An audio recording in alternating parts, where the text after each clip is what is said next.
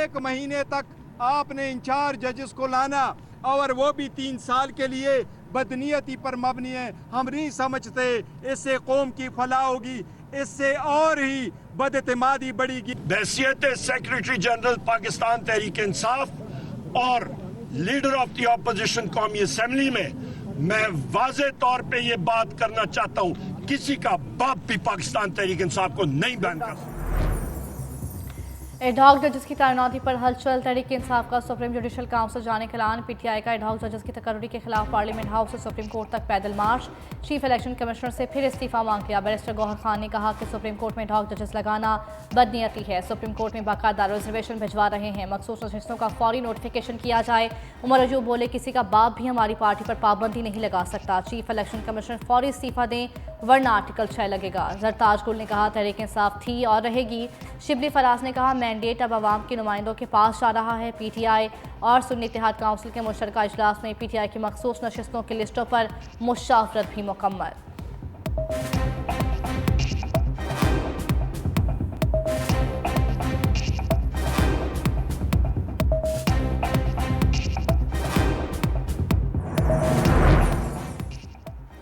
Justice retired Musheer आलम के बाद justice retired मकबूल बाकिर की भी एडहॉक जज बनने से मास्टर जुडिशल कमीशन को आगाह कर दिया। जस्टिस रिटायर्ड मकबूल बाकिर ने अपने नोट में एडहॉक जज की तैनाती को आईनी करार देते हुए कहा, इस मामले पर होने वाली तनकीद बिला जवाब है।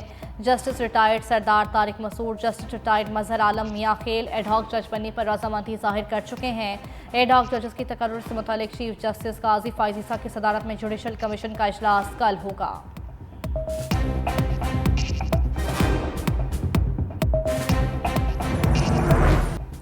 चीफ जस्टिस काजी फायज ईसा की मुद्दत मुलाजमत में तोसी नहीं हो रही। वफाकी वज़ीर कानून की वजाहत आज़म नज़ीर तारड़ कहते हैं कि चीफ जस्टिस से जुडिशल कमीशन की मीटिंग के हवाले से मुलाकात हुई थी। इस वक्त मुद्दत मुलाजमत में तोसी का मामला भी ज़ेर बहस आया।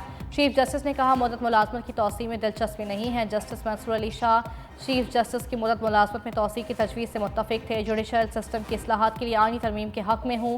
आइन एडहॉक जजेस लगाने की इजाज़त देता है। तहरीक इंसाफ के रहनुमाओं पर आर्टिकल 6 का जेन्युइन केस है। तहरीक अदम एतमाद की मौजूदगी में असम्बलियाँ तहरील करके तहरीक इंसाफ ने आइन की खिलाफ वर्जी की। पिछले साल पीटीआई पर पाबंदी न लगाने का फैसला सियासी माहौल को बरकरार रखने के लिए किया गया था।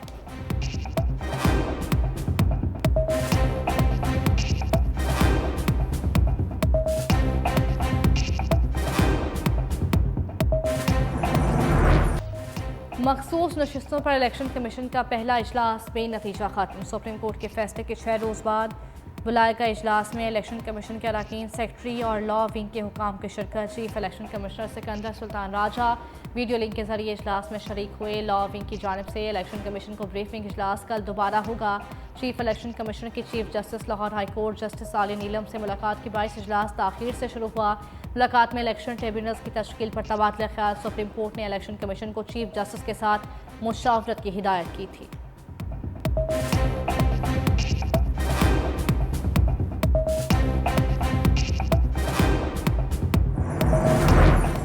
सनम जावेद की गिरफ्तारी गैर कानूनी करार। अटॉर्नी जनरल ने कहा, बलोचिस्तान पुलिस राहदारी रिमांड के सदा पर जोर नहीं दे रही।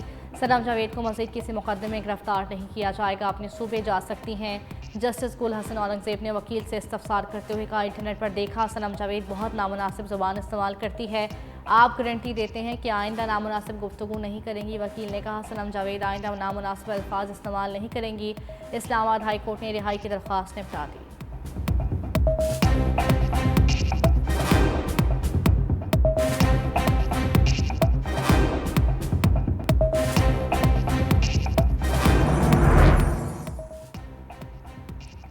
मुजफ्फरगढ़ से गिरफ्तार एमएनए मौसम जतोई को अदालत से रिलीफ। इलाका मजिस्ट्रेट ने एंटी करप्शन के मुकदमे से डिस्चार्ज कर दिया। जिस्मानी रिमांड के सदा की मुस्तरद फैसले के बाद पीटीआई कारकुनों की मौसम खान जतोई बानी पीटीआई के हक में नारेबाजी। मौसम जतोई को सड़क का ठेका मनपसंद ठेकेदार का देने का इल्ज़ाम भी लगाया गया।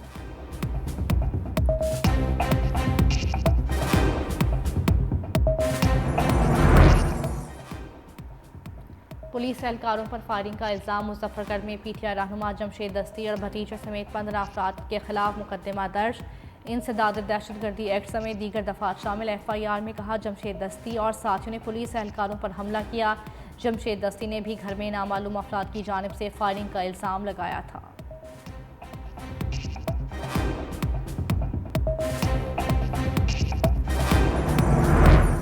बानी पीटीआई बुशरा बीबी ने नए तोशाखाना केस में गिरफ्तारी इस्लामाबाद हाई कोर्ट में चैलेंज कर दी। गिरफ्तारी गैर कानूनी करार देकर रिहा करने की दरख्वास्त दायर।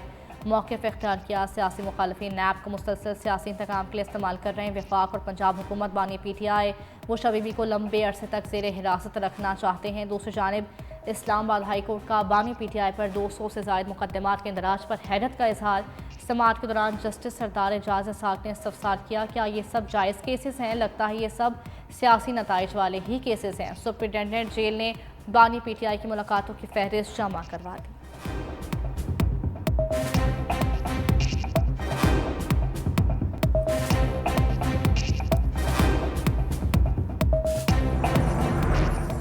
नैब का बानी पीटीआई बुशरा बीबी से तफ्तीश का चौथा मरहला मुकम्मल। नैब टीम ने तोशाखाना तहफ़ के हवाले से तफ्तीश की। 1 घंटे जारी रहने वाली तफ्तीश के दौरान तोहफे में मिले ज्वेलरी सेट से मुतल्लिक सवालात भी किए गए। तफ्तीश के बाद नैब टीम वापस चली गई।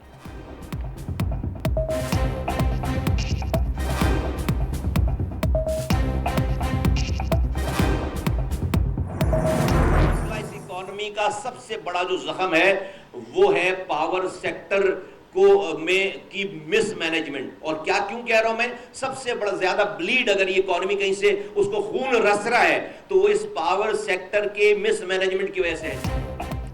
मुल्क में बिजली नहीं आ रही, सिर्फ बिल आ रहे हैं। पावर सेक्टर का मसला दहशतगर्दी से भी बड़ा है। मुस्तफ़ा कमाल बरस पड़े। कहा कि पावर और गैस सेक्टर का कर्ज 5000 अरब रुपए तक पहुंच चुका है। ज़रूरत से ज़्यादा बिजली है लेकिन फिर भी लोड शेडिंग हो रही है। बिजली मुहैया करने वाले 20 इदारों में से 19 सरकारी और 1 निजी है।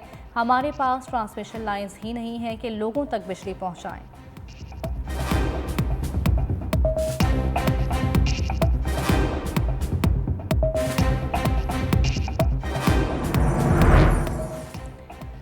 पाकिस्तान रेलवे ने एक बार फिर ट्रेन के किरायों में इजाफा कर दिया। मुसाफिर ट्रेनों के किराए में 2% इजाफे का नोटिफिकेशन जारी। इतला कल से होगा। मालबरदार ट्रेनों के किरायों में भी 2% इजाफा कर दिया गया।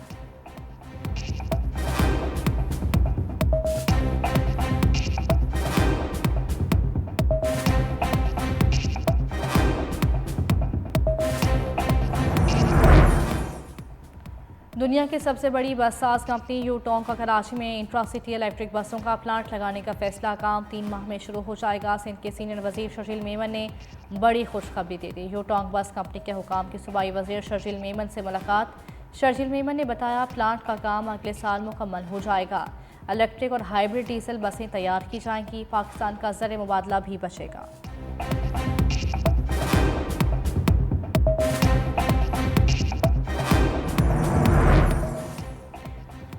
पाकिस्तान स्टॉक मार्केट में तारीखी तेज़ी। कारोबार के दौरान इंडेक्स में 684 पॉइंट्स का इजाफा। 100 इंडेक्स 81,839 की सतह पर बंद। सोने की कीमत में रिकॉर्ड इजाफा।